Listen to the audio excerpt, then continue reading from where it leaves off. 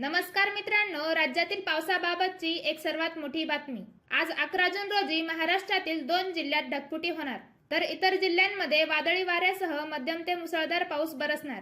भारतीय हवामानशास्त्र विभागाने वर्तवला अंदाज। तर हे नेमके कोणते जिल्हे आहेत हे जाणून घेण्यापूर्वी आपल्या चॅनलला सबस्क्राइब करून बेल आयकॉन प्रेस करा आणि व्हिडिओला कुठेही स्किप न करता व्हिडिओ शेवटपर्यंत नक्की बघा।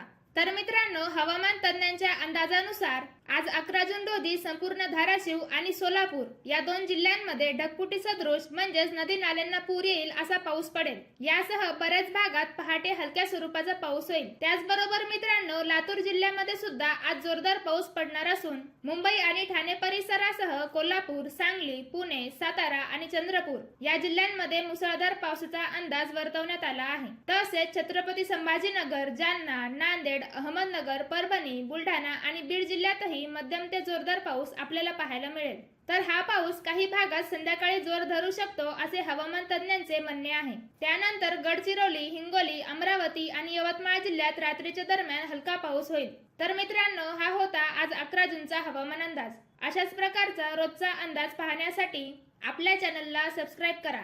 धन्यवाद।